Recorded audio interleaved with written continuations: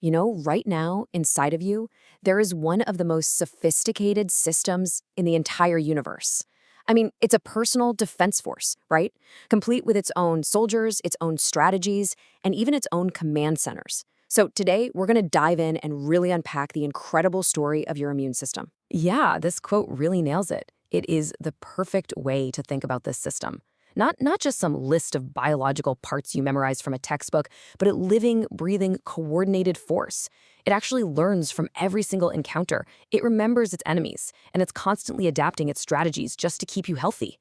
It really is your own personal, invisible army. Okay, so let's get into it. And when we say this army is vast, we mean it's huge. It's this incredibly coordinated network of cells, tissues, and organs, all with one single mission: to protect you. And that means fighting off the stuff from the outside, bacteria and viruses, but it also means policing threats from the inside, like when our own cells go rogue and turn cancerous. It's basically an internal security force that never, ever sleeps. All right, so any good army has different branches, right? And our immune system is no different. It basically operates with two main pillars of defense.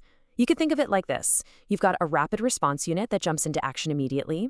And then you have a team of elite special forces for those really specific, tailored missions. Okay, let's really break this down and see how they stack up. On one side, you've got your innate immunity. This is your general alarm system. It's already there, ready to go, and it responds instantly to anything it recognizes as a danger signal. But it's nonspecific. It doesn't really care what the threat is. Could be a cold virus, could be some bacteria. It just sounds the alarm. Now, on the other side, you have the adaptive immunity. These are the special forces. This system is definitely slower. We're talking days to get going, but man, is it precise. It identifies the exact invader and custom builds an attack just for it. And here's the real game changer. It has memory. This is why you usually don't get sick with the exact same thing twice. And by the way, this memory is the whole principle behind how vaccines work. So where does this whole defense force actually hang out and get organized? Well, it happens in key locations. We've got the primary organs. Think of these as the boot camps, where all our soldiers are born and trained. And then you have the secondary organs, which are like the forward operating bases, where the real fights go down. It all starts in the bone marrow. I mean, this is the ultimate recruitment center. It's where a process called hematopoiesis happens, which is just a fancy way of saying it's the biological engine that creates all of your blood in immune cells. It's also where one type of soldier, the B cells, fully mature. But the real elite soldiers, the T cells, they have to go off to a special school for some pretty intense advanced training.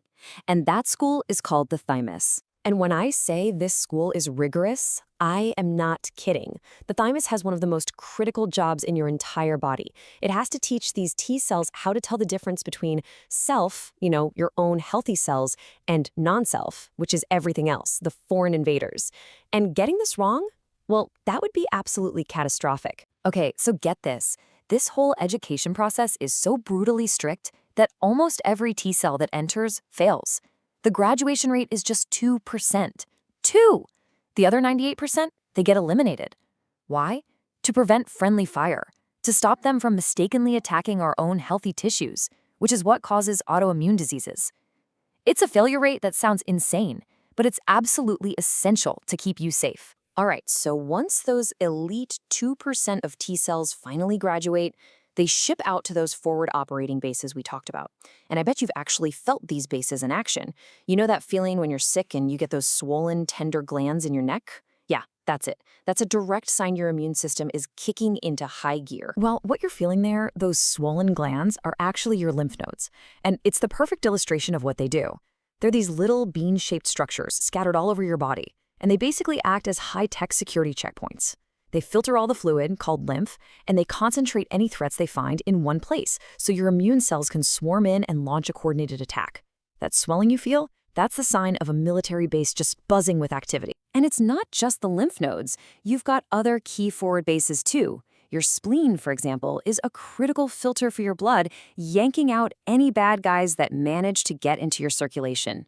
And then there's something called MALT, that stands for mucosa-associated lymphoid tissue.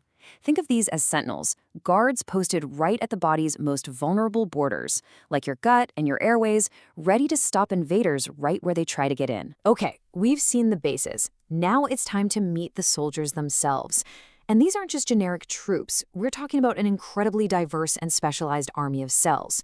They all start out as fresh recruits in the bone marrow, and then they specialize into all these different, highly skilled roles. So the two most famous soldiers you've probably heard of are B cells and T cells. B cells, they grow up in the bone marrow, and they're all about making antibodies. Their whole job is to turn into these little biological factories called plasma cells that just churn out antibodies. T cells, on the other hand, the ones from that tough school in the thymus, they handle cell-to-cell combat. But here's the biggest difference. B cells can spot an enemy floating around on its own. T cells, they're more like detectives.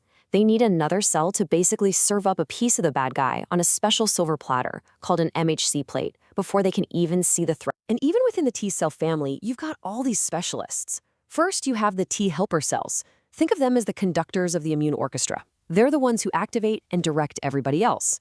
Then you've got the T cytotoxic cells. These are the killers. They go out and directly eliminate any of your own cells that have been infected or turned cancerous. And just as important, you have the T regulatory cells. They're the peacekeepers. Their job is to calm everything down and suppress the immune response once the threat is gone so things don't get out of hand. So who's serving up that evidence on a platter for the T cells? Well, meet the macrophage. Its name literally means big eater, and that's exactly what it does. These guys are the frontline sanitation crew, just gobbling up pathogens and debris. But they do double duty. They're also intelligence officers. After they eat an invader, they take a piece of it and present it to the T cells to sound the alarm. So yeah, part cleanup crew, part spy. Now, if macrophages are like spies on the battlefield, then dendritic cells are the master messengers. These are the most professional intelligence officers in the entire army. Their whole job is to capture an invader, usually at the point of entry, travel all the way to the nearest lymph node, and deliver the intel to officially kickstart the special forces, that whole adaptive immune response. They are the single most important link between that first general alarm and the elite targeted counterattack. So some viruses and cancer cells are pretty sneaky. They know that T cells are looking for that platter with the evidence. So to hide, they just get rid of their ID badge altogether. But the immune system has a brilliant countermove for that. It's called the natural killer cell, or NK cell. And what NK cells do is genius. They don't look for a sign of danger. They look for the absence of a normal ID badge. So if a cell isn't showing its papers, the NK cell just takes it out. No questions asked. It's an incredibly clever way to catch enemies in disguise. All right, so we've met all the key players, the different branches, the bases, the soldiers. Let's put it all together and see how this works in a real-time mission. So imagine this. You get a simple little cut on your finger. Here's what happens next, in an instant. Okay, here we go. Step 1, the breach. Immediately, your innate responders, the neutrophils and macrophages, rush to the cut to contain any bacteria that got in. Step 2, the messenger. A dendritic cell on patrol gobbles up some of that bacteria, grabs the intel, and makes a run for the nearest lymph node. Step 3, call to arms. Inside that lymph node, the dendritic cell finds the right T helper cell and presents the intel. That T cell is now activated, becoming the conductor for this whole operation. Step 4, counterattack. The T helper cell tells the B cells to start pumping out antibodies and deploys the killer T cells to hunt down any infected cells. And finally, step 5, and this part is pure magic, establishing memory.